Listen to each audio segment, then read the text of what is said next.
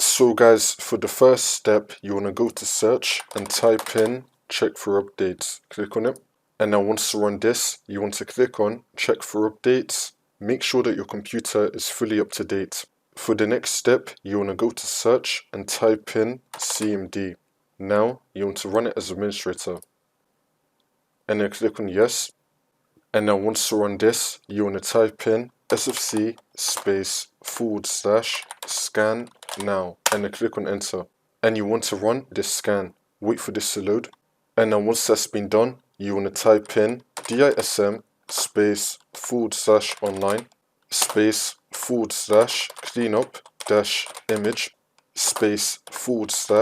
/restore health, and then click on enter. You want to run this scan as well. Wait for this to load.